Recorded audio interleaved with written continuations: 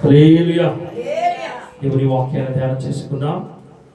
సమయంలో ద్వితీయోపదేశ కాండంలో ఎంతో దీవెనకరమైన మంచి ఆశీర్వాదకరమైన మాటలు ఉంటాయి. ఇందులో దేవుడు ఈ దినాన మనతో మాట్లాడటానికి ఇష్టపడుతున్నాడు కనుక ద్వితీయోపదేశ కాండము 7వ అధ్యాయము చూస్తారా? 7వ అధ్యాయము 6వ వచనం బాగా చదువుకుందాం. 7వ వచనం బాగా చదువుకుందాం.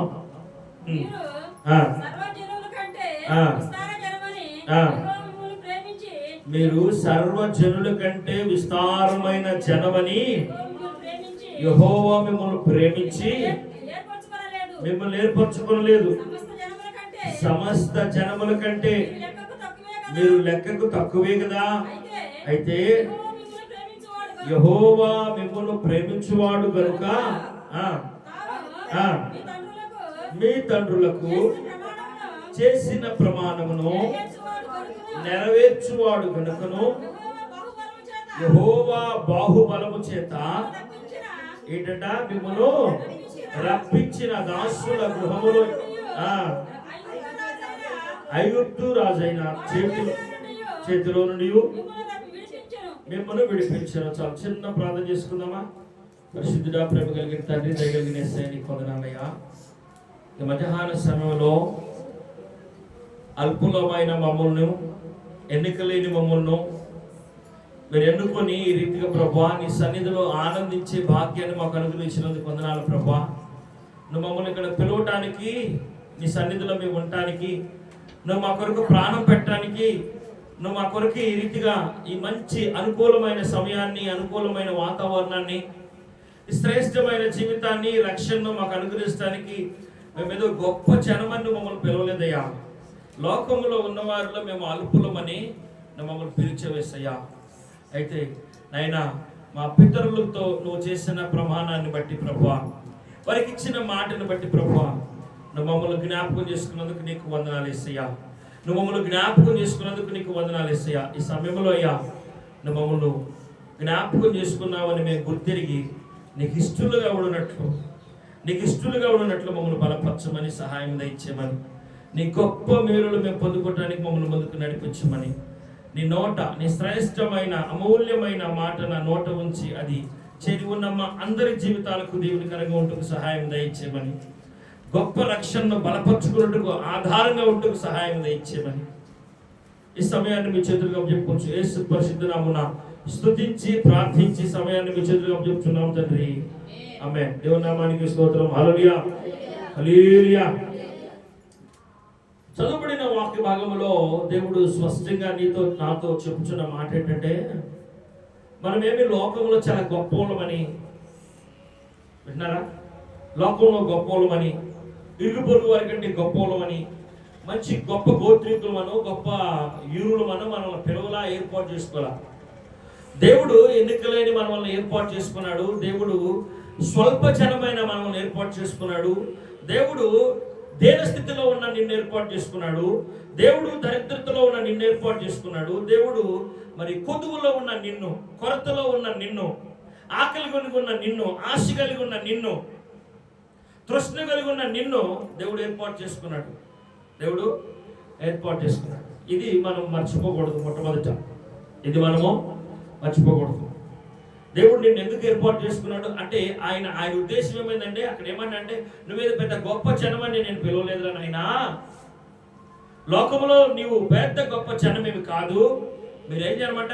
స్వల్ప జనం. మీరు స్వల్పమైన వారు. మీరు స్వల్పమైన వారు అయినప్పటికీ నేను మిమ్మల్ని జ్ఞాపకం చేసుకున్నా.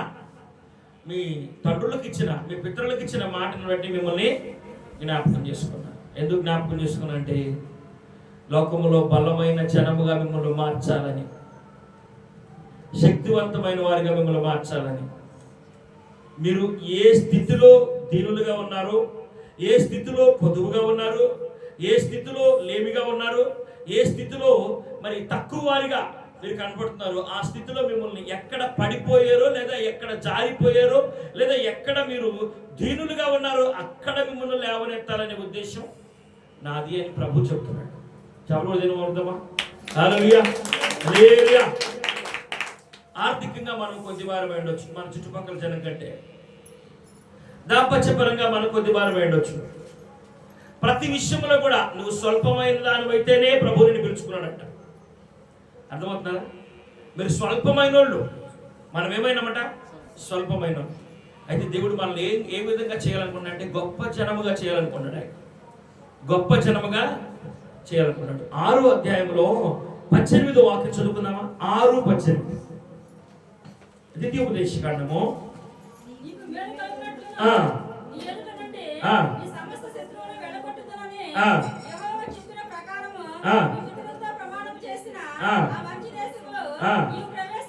దేవునికి స్తోత్రం, హల్లెలూయా.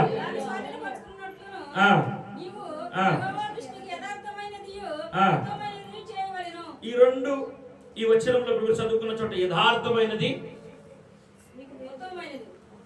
ఏంటంటే యథార్థమైనది ఉత్తమమైనది చేయవలెను. ఎందుకు చేయాలి?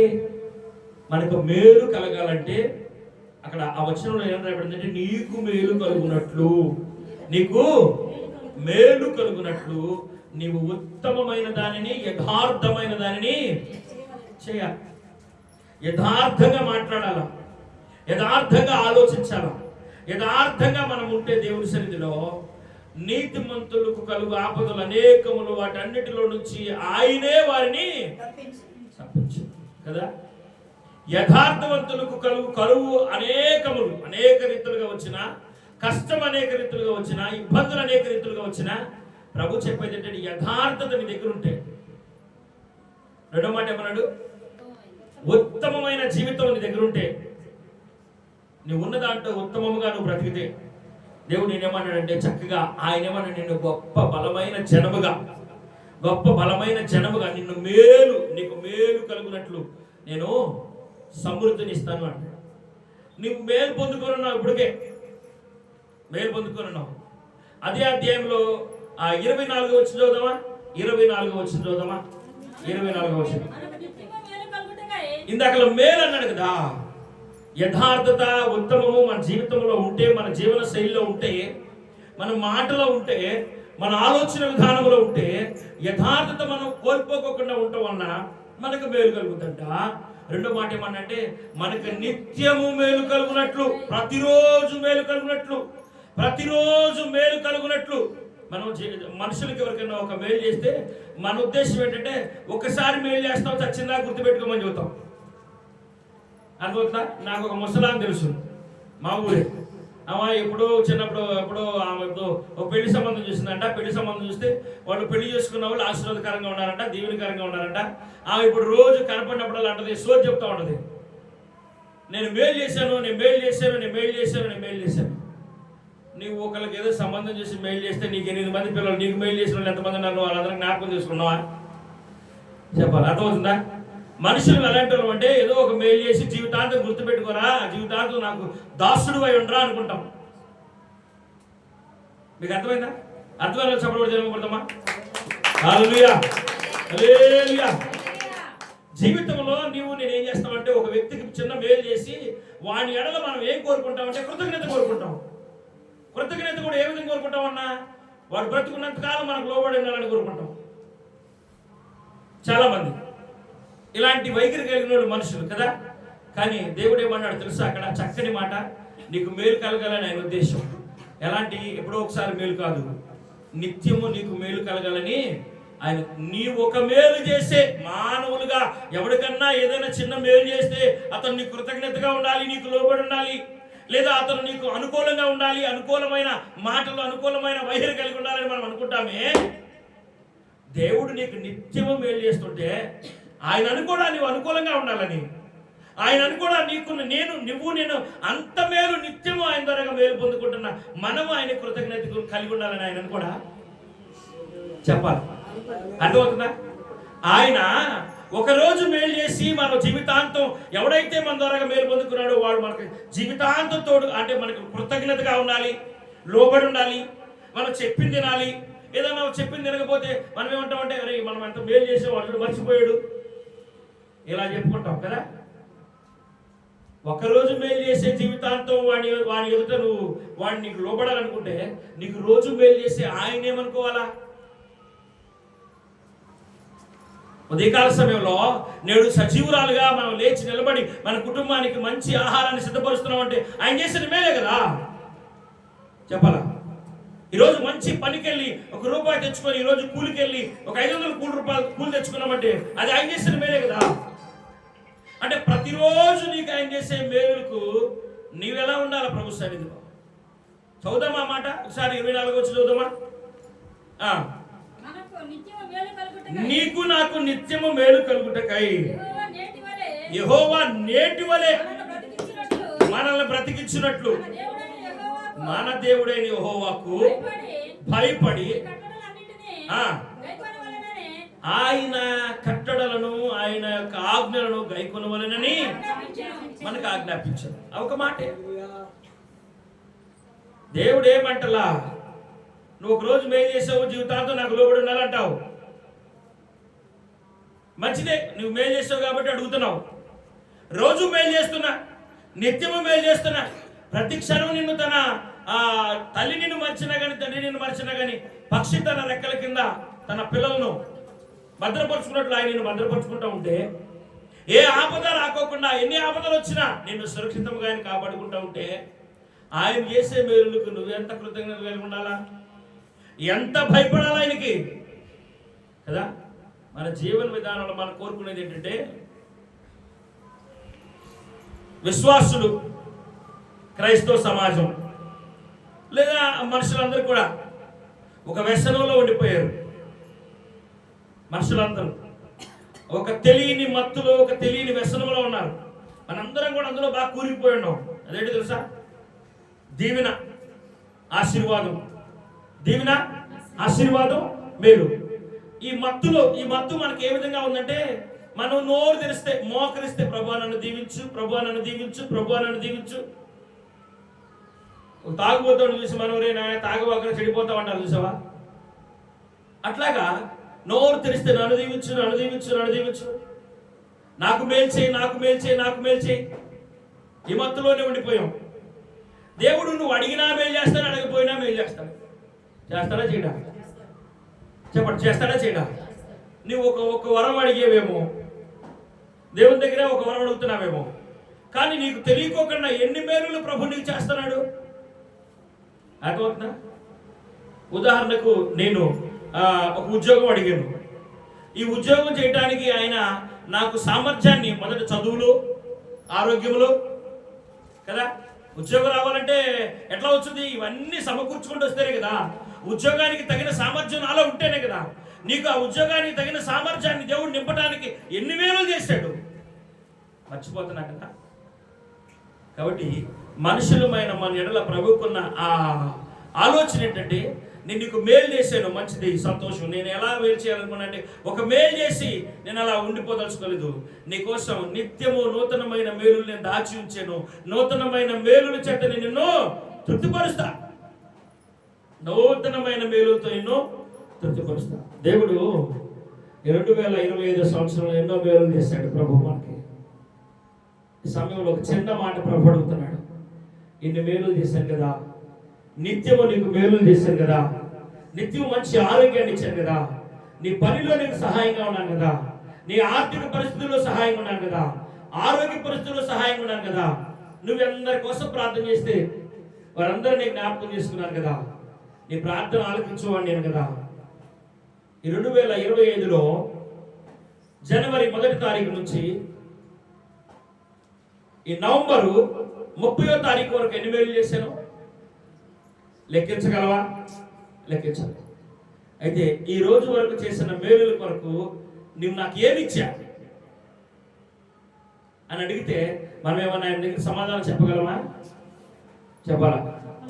అయితే ఒకనొక రోజు ఆయన ఒకవేళ ప్రత్యక్షమైతే మెనే టెకేర్ ఓ ఫారిస్ అయిన మన జీవితం పట్ల ఆయన రాయకూడదు. అసంతృప్తితో ఆయన మన ఎడల అలాంటి నిర్ణయంతో రాయకూడదు. ఇది బ్యాంకులు వెళ్తే మార్చిలోనో ఎప్పుడో ఆడిట్ ఏదో జరిగిందంట, నేను విన్నాను. అంటే ఆ నెలలో వాళ్ళు లెక్కలు చూసుకుంటారని విన్నా. మరి ఆ నెలలోనో నెల చూసుకుంటారో తెలియదు, కానీ మార్చి నెలలో ఎక్కువ చూసుకుంటారని అన్నాను. దేవుడు ఈ నెలలో నిన్ను ఆడిట్, నీ విశ్వాసాన్ని, అర్థమవుతుందా? ఈ మాట నీ దగ్గరికి వస్తుందంటే, నీకు వినపడుతుందంటే, దేవుడు నిన్ను ఆ బ్యాంక్ వాళ్ళు కనుక లెక్కలు చూసుకున్నట్లుగా నీ విషయంలో దేవుడు లెక్కలు చూసే సమయం ఆసన్నమైంది. 12 సంవత్సరానికి 12 నెలలు అయితే 11 నెలలు పూర్తయిపోయినాయి. నేను నీకు ఎంతో మేలు చేశాను కదా, నా కోసం నువ్వేం చేశా? నా కోసం నువ్వేం చేశా? యథార్థంగా ఉండి మేలు చేస్తానన్నా. నువ్వు యథార్థత తప్పినా కూడా మేలు చేశా. చెప్పాలి వినేవాళ్ళు అందరూ, ఎవరైనా కానీ, నువ్వైనా నేనైనా, సహోదరుడా సహోదరి, చక్కని మాట. నువ్వు యథార్థంగా ఉన్నావా? దేవుని దృష్టికి యథార్థంగా ఉన్నావా లేదా?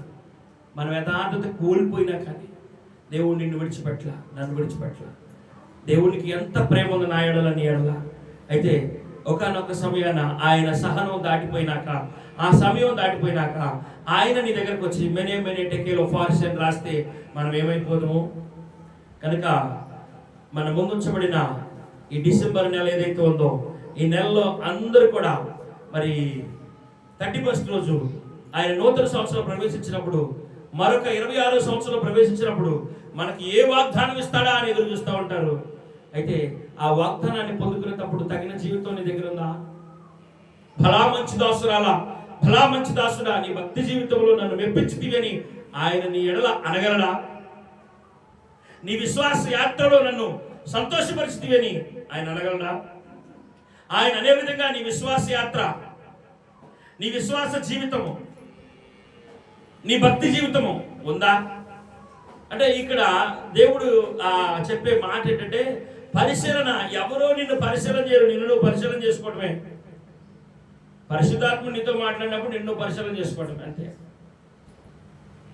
ఆయన ఎన్నో ఇచ్చాడు ఇచ్చాడు ఇచ్చాడు ఇచ్చాడు ఇచ్చాడు ఇసుగుడిపోయింది. గాడిలు వేసుకున్నవాడు తీసుకొచ్చి రాజుని చేస్తే,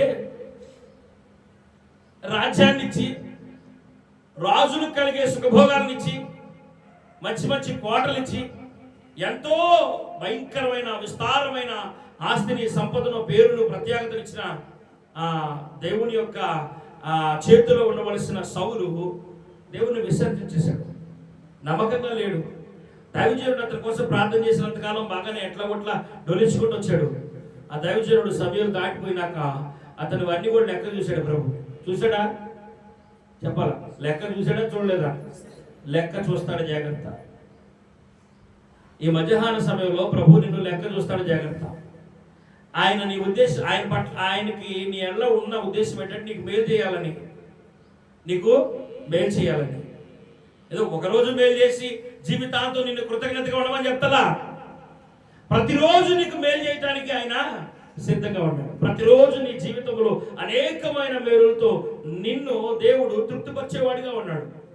ఆయన మేలుల ద్వారా తృప్తిపరచబడే మనము ఆయన కోరుకున్న జీవితాన్ని జీవించిన దేవుడు ఎంతో సంతోషిస్తాడు. నిన్ను బట్టి, నన్ను బట్టి. నీ జీవితం, నా జీవితం ఆ విధంగా ఉంటే మనం అడగక మునిపే అవసరతలు తీర్చేవాడు ఆయన, అక్కరలు తీర్చేవాడు ఆయన. కనుక ఈ యొక్క మరి 2025 సంవత్సరం దాటిపోతుంది. మన ముందు ఒక నెల మాత్రమే ఉంది. దేవుడు నీకు అప్పచెప్పిన పని ఏదైతే ఉందో, దేవుడు నీ ఎదుట ఉంచిన ఆ పని ఏదైతే ఉందో, దాన్ని ఎంతవరకు నువ్వు చేయగలుగుతున్నావో జ్ఞాపకం చేసుకో. దేవుడు ఈ సంవత్సరంలో కూడా అందరికీ సమృద్ధినిచ్చాడు.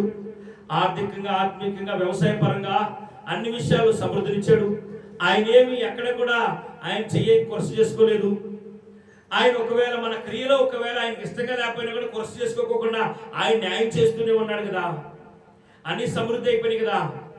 ఇప్పుడు ఈ నెక్స్ట్ వచ్చే ఆ నెలలో, ఈ నెలలో అయినా ఈ 11 నెలలు దాటిపోయినాయి కదా. 11 నెలల్లో ఆయన చేసిన మేలులు జ్ఞాపకం చేసుకొని ఈ ఒక్క నెలలో అయినా, రాబోయే ఒక్క నెలలో అయినా నువ్వు దేవుని కోసం బ్రతకాలా, దేవునికి మహిమకరంగా బ్రతకాలా, దేవునికి యథార్థంగా బ్రతకాలా. దేవునికి యథార్థంగా, నమ్మకంగా బ్రతికితే, దేవునికి భయపడుతూ బ్రతికితే, చదువుదాం ఒకసారి 18వ వచనం, 24వ వచనం చదువుదామా? 24వ వచనం బాగా చదువుకుందాం. మనకు నిత్యము మేలు కలుగుటకై యెహోవా నేటి వలె మనలను బ్రతికించినట్లు, మరలా మనల్ని బ్రతికించినట్లు మన దేవుడైన యెహోవాకు భయపడి అంతే కదా. మన దేవుడు నిన్ను బ్రతికించాలనే ఆలోచన నీకుంటే, నిన్ను నిన్ను నేటి వలె సజీవులుగా ఉంచి ఆయన బ్రతికించి నిన్ను ఆయన కృపలో భద్రపరచాలనే ఆలోచన నీకుంటే, అలా ఉండాలని నీకుంటే, ఆయన ద్వారాగా నువ్వు ఈ విధంగా ఉండాలని, ఎదగాలి, ఆశీర్వదించబడాలని నీకుంటే, దేవుడు చెప్తున్నది ఏమంటే చిన్న మాటే, ఆయన యందు భయభక్తులు కలిగి ఆయన కట్టడలను గైకొనవలెను. ఆ కట్టడలు ఏంటో తెలుసా? ఆ కట్టడలు ఏంటో చూద్దామా ఒకసారి. ఈ అధ్యాయాన్ని చక్కగా అధ్యయనం చేయండి. ఈ అధ్యాయాన్ని చక్కగా చదవండి. మంచి మాటలు ఉంటాయి, ఇవే కష్టమైనవి కాదు. నిన్ను ఎక్కడికో పోయి హిమాలయాల్లో కాపలా గాయమని చెప్తాడు ఆయన. అర్థమవుతుందా? మెట్రివేలు మన సహోదరులు ప్రాణాలకు తెగించి మన కోసం భయంకరమైన చలిలో కూడా కాపలా కాస్తుంటారే. అట్లాగా వాళ్ళు పడే ప్రయాస నీకేం పెట్టట్లా. నీ ఇంట కూర్చున్న వారితో మాట్లాడు, నువ్వు పని చేసే కాడ మాట్లాడు. అర్థమవుతుందా? ఫోన్ చేసి నీ బంధువులతో ఒక అర్ధగంట మాట్లాడతావు కదా, ఆ మాటల్లో 10 నిమిషాలన్నా నన్ను గురించి మాట్లాడు. నేను నీకు చేసిన మేలుని గురించి మాట్లాడు. నీ చుట్టుపక్కల వారికి చేసిన మేలు గురించి మాట్లాడు. చదువుదామా? చూడండి ఒకసారి 6వ అధ్యాయం 1వ వచనం చూద్దామా?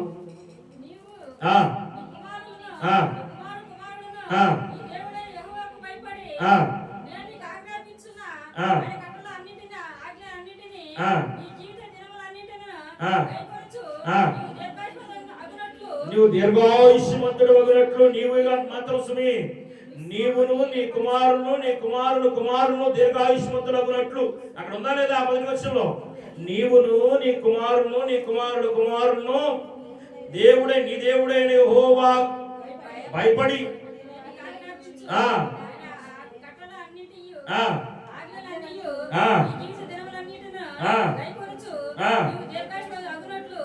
నీవు నీ కుమారులు నీ కుటుంబం దీర్ఘాయుష్మంతులగునట్లును నీవు స్వాధీనపరచుకున్నటకు ఏంటంట? వేరు దాటి వెలుచున్న దేశములో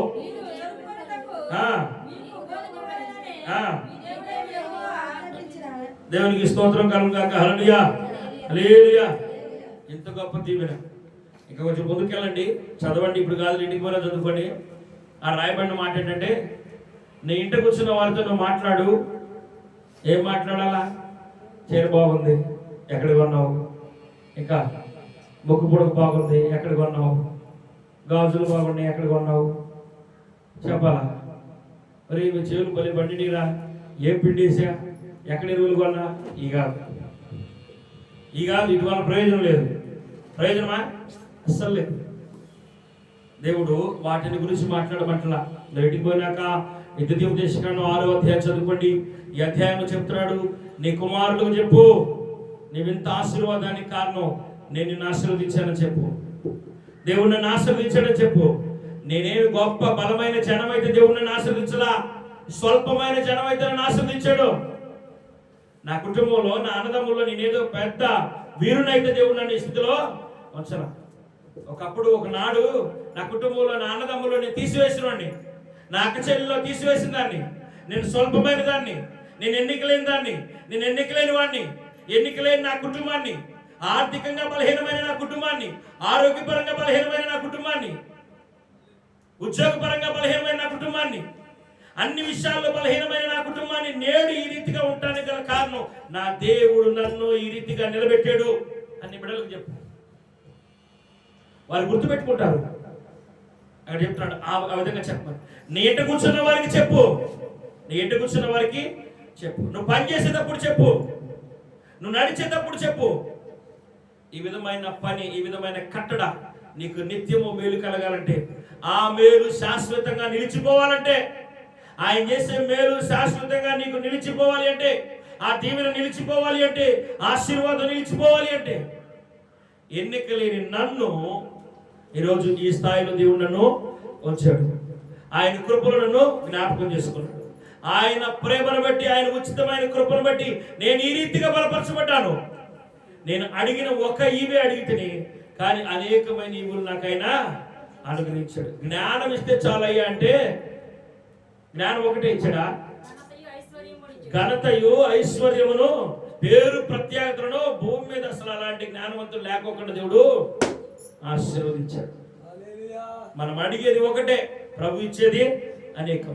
ఈ రీతిగా ఇన్ని దీవెనలు పొందుకున్న నీకు దేవుడు చెప్పిన పని, నీ ఇంట కూర్చున్న వారితో, ఎక్కడికి ఛార్జీలు పెట్టుకుని వెళ్ళవద్దు, నీ ఇంట్లో ఉన్న వారితో, నీతో మాట్లాడే వారితో, నువ్వు పని చేసుకునేటప్పుడు, నువ్వు బయటికి వెళ్ళినప్పుడు, నువ్వు లోనికి వచ్చినప్పుడు దేవుని మాటలు చెప్పు. దేవుని కోసం పని చేయి. నువ్వు ఏది పొందుకున్నావో, ఏది దేవుడు నీకు ఇచ్చాడో వాటి విషయమై నిలకడగా నీవు సాక్ష్యం ఇవ్వాలని దేవుడి ఉద్దేశం. అది దేవుడు కోరుకుంటున్నాడు. ఆ విధంగా ఉంటే గొప్ప దీవెన, నిండారు దీవెన మనకు వచ్చింది. ఇక్కడ మనం చదువుకున్న ఆ వచన భాగంలో 8వ అధ్యాయంలో ఒక మాట ఉంది. నీ పితరులకు ఇచ్చిన మాటను బట్టి నేను నిన్ను జ్ఞాపకం చేసుకున్నాను అన్నాడు. ఇందాక మనం చదువుకున్నాం కదా, ఏమన్నాడు అక్కడ? నేను నీ పితరులకు ఒక మాట ఇచ్చాను, ఆ మాటను బట్టి నేను నిన్ను జ్ఞాపకం చేసుకున్నాను. దేవుడు నీకు ఇచ్చిన మాటను బట్టి నీ పిల్లలను జ్ఞాపకం చేసుకోవాలా? అర్థమవుతుందా? నీ పితరులను బట్టి నిన్ను జ్ఞాపకం చేసుకున్నాడు, మంచిది. ఈ మధ్యాహ్న సమయంలో దేవుడు దగ్గర నీవేం చేస్తున్నావు అంటే, నీవు ఒక మాట తీసుకో ప్రభు దగ్గర. ప్రభు నీకు మాట ఇస్తున్నాడు. ఆయన ఆజ్ఞలను కనుక, ఆయన చెప్పినట్లు కనుక నడుచుకుంటే, ఆయన విధులను అనుసరిస్తే, ఆయన అడుగుజాడలో నడిస్తే, ఆయనకు మహిమకరంగా నడిస్తే, ఆయన ఏమన్నాడంటే, ఆయన యథార్థంగా ఉంటే, ఆయన నీకు ఇచ్చిన మాటను బట్టి నీ పిల్లలని నేను జ్ఞాపకం చేస్తున్నా. 8వ అధ్యాయంలో చక్కని మాట ఏమన్నాడంటే, మీ పితరులకు ఇచ్చిన మాటను బట్టి నేను మిమ్మల్ని జ్ఞాపకం చేసుకున్నాను అని. ఆయన మనల్ని జ్ఞాపకం చేసుకోవడానికి గల కారణం మన పితరులని ఇచ్చిన మాట. నీ పిల్లలను జ్ఞాపకం చేసుకోవడానికి కారణం ఏంటంటే నీకు ఇచ్చిన మాట. వారి దగ్గర మాట తీసుకుంటావా? నీ పిల్లలను జ్ఞాపకం చేసుకునే తీరులో, నీ పిల్లలకు జ్ఞాపకం చేసుకునే తట్టుగా నువ్వు ఆయన సన్నిధిలో ఉండగలవా? దేవుడు ఈ మధ్యాహ్న సమయంలో ఆయన చెయ్యేమి కురసగా లేదని చెప్తున్నాడు. కురసగా ఉందా? చెప్పాలి, కురసగా ఉందా? లేదు. ఆయన నీ మీద జాలిపడి నిన్ను ఆశీర్వదించాలని, నిన్ను లేవనెత్తాలని, నిన్ను కనికరించాలని ఆయన ఉద్దేశం.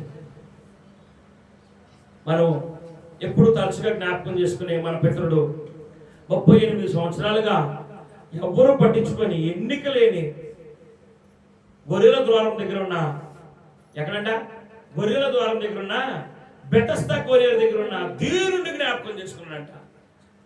అక్కడున్న ఆ ద్వారం దగ్గరికి వెళ్ళి అక్కడ ఉన్న వాళ్ళలో గనుడిని జ్ఞాపకం చేసుకోవాలా, దీనుడిని జ్ఞాపకం చేసుకున్నాడు. నీ చుట్టుపక్కల ఉన్న వారి కంటే నీకు ఒక తక్కువ ఆర్థిక పరిస్థితి ఉంటే, తక్కువ ఆరోగ్యం ఉంటే, ఏదైనా నీవు ఉన్నవారిలో, నీ కుటుంబంలో, నీ గ్రామంలో, నీ పరిసరాల్లో నీవు తక్కువ దానిగా, తక్కువ వాడిగా ఉన్నట్లయితే, ఆర్థికంగా, ఆత్మీయంగా, ఆరోగ్యపరంగా ఏ స్థితిలో నీవు తక్కువ వాడివైనా దేవుడు వచ్చిందే నీకోసం అంటున్నాడు. ఆయన నేను వచ్చిందే ఎన్నిక లేని వారిని, ఎన్నుకొని వారిని బలమైన జనముగా మార్చటానికి. చప్పలు జనము బ్రదమా, హల్లెలూయా, హల్లెలూయా. నిన్ను బలమైన జనముగా మార్చునుగాక, నీ కుటుంబాన్ని బలమైన జనముగా మార్చునుగాక, నీ ఆరోగ్యాన్ని బలమైన ఆరోగ్యవంతమైన స్థితిలోనికి నిన్ను, నీ కుటుంబాన్ని సంపూర్ణమైన ఆరోగ్యాలతో దేవుడు దీవించునుగాక. హల్లెలూయా. ఆమేనంటే అన్ని కావాలనే కదా, చెప్పండి. అన్ని కావాలా? అన్నిటికీ తగిన డబ్బులు తెచ్చారా తేలేదా? నేను అప్పే వేయను. దేవుడు అంటున్నాడు, ఈ మధ్యాహ్న సమయంలో మీకు నిత్యము మేలు కలగాలని నా ఆలోచన, నీకు నిత్యము మేలు చేయాలనేదే నా ఉద్దేశం. ఎన్నికలే నిన్ను బలమైన జనముగా చేయాలనేదే నా ఉద్దేశం. అయితే అందుకు తగిన రీతిగా మనము ఆయన కట్టడలను అనుసరించాలి. నీ ₹1,00,00,000 కాదు, ఆయన కట్టడలను అనుసరించాలి. ₹1,00,00,000 నీకు అది ఎవరి? ఆయన. కలిగింది ఏది ఆయన లేకుండా కలగలేదు, కలగబోనేది ఏది కూడా ఆయన లేకుండా కలగలేదు. కనుక మరి మనము ఈ 2025 సంవత్సరం ఈ నవంబర్ చివరి దినాన ప్రభు మనతో మాట్లాడుతున్నాడు. నేను లెక్కలు చూస్తాను వచ్చే నెలలో, మీరు అందరూ కూడా సిద్ధంగా ఉండండి. స్కూల్లో పిల్లలకి చెప్తారు కదా, రే నోట్స్లు చూస్తాను రేపు, నోట్స్లు అందరు తీసుకురండి అంటే, మా అమ్మాయి స్కూల్ మానేసింది. ఎందుకు మానిందంటే నేను నోట్స్ రాయలేదు. అరే అట్ట కుదరదు వెళ్ళాల్సిందేనమ్మా, నాకు మళ్ళీ అమ్మఒడి పడదేమోనమ్మా అన్నట్టు. కొంచెం పేదవాడి కదా ఆ మాట అన్న. అంటే నేను ఎందుకు చెప్తున్నానంటే మీకు వాక్యం వైపు దృష్టి రావాలని చెప్తున్నాను. మీరు కూడా దేవుడు ఈ సంవత్సరం అంతా దేవుడు మీకు చేసిన మేలుకు లెక్క చూసే నెల ఇది. ఇది ఆత్మీయ ఆ స్థితిని లెక్క చూసే నెల. మరి నీవు ఎలా ఉన్నావు, దేవుని కోసం ఏం చేస్తున్నావు, దేవుని కోసం ఏ రీతిగా ప్రభు సన్నిధిలో ప్రయాసపడుతున్నావు, నీ కుటుంబం కోసం ప్రయాసపడుతున్నావు, నీ బలము నీ జనము కోసం ప్రయాసపడుతున్నావు, నీ బంధువుల కోసం, శ్రేయభిలాషుల కోసం, నీవు ఇష్టపడే వారి కోసం నువ్వెంత ప్రయాసపడుతున్నావో దేవుడు నిన్ను లెక్కడిగే సమయం ఆసన్నమైంది కనుక నీ ప్రయాసను ఆయన జ్ఞాపకం చేసుకుంటాడు. నువ్వు కనుక గొప్పగా దేవుని సన్నిధిలో నిందారహితురాలుగా దేవుడు నీకు అప్పచెప్పిన పనిని బహుబల నమ్మకమైన దాసురాలుగా చేసినట్లయితే దేవుడు నీ పట్ల దేవుడు చాలా సంతోషిస్తాడు. సంతోషిస్తమే కాదు, మళ్ళా నూతన సంవత్సరంలో ఇంకా గొప్ప దేవుని మీకు అనుగ్రహిస్తాడు. అనుగ్రహించాలని ఉందా లేదా? పొందుకోవాలా? ఈ సంవత్సరంలో ఆరాధనకు ముందుగా ఒక చిన్న వాక్యం చదివించా. మహాశోధనలు అని అన్నాడు కదా. ఆ మహాశోధనలు ఇక ముందు నీకుండవు. ఆయన గొప్ప ఆశ్చర్య కార్యాలను, ఆయన మహత్కార్యాలను నువ్వు చూస్తావు అని అన్నాడు. కాబట్టి మనము మన జీవితంలో ఈ 2025 సంవత్సరం పూర్తి చేసుకుని వెళ్ళబోయేటప్పుడు దేవుని యొక్క సన్నిధిలో మనం ఎలా ఉండాలంట? నిందారహితులుగా ఉండాలి, బలమైన జనముగా ఉండాలి. బలమైన జనముగా ఆయన మనల్ని చెయ్యాలని ఆయన మనం పిలుచుకున్నాడు. నేను అటు కుదరదు, నేను ఇక్కడే ఉంటానంటే దొరకరు, అస్సలు దొరకరు. చిన్నప్పుడు అనవరపూడిలో స్కూల్ ఉంటే బడికి రానంటే కాళ్ళు చేతులు కట్టి వృక్షాలు వేసుకొని తీసుకెళ్ళాడు ఆయన, మా ఊరే.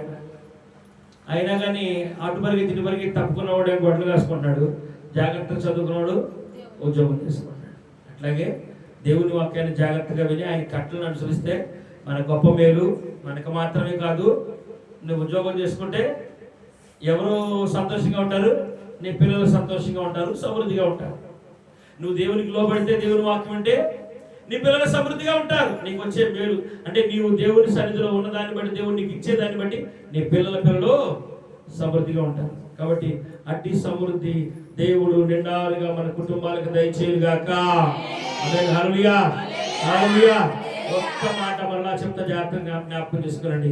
ఒక మేలు చేసి మనుషుల ఎడల నీవు వారిని నీ జీవితాంతం వారు నీకు లోబడాలి, కృతజ్ఞత కలిగి ఉండాలని ఆలోచన నీకుంటే దినదినము మేలు, నిత్యము మేలుల చేత నిన్ను తృప్తిపరిచే ఆయన నీవు ఆయనకు లోబడాలని ఆశించడంలో ఏమాత్రం తప్పులేదు.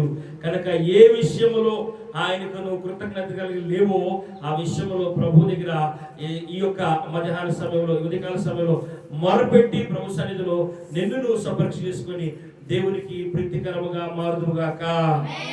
తల వంచని ప్రార్థన చేసుకుందాం.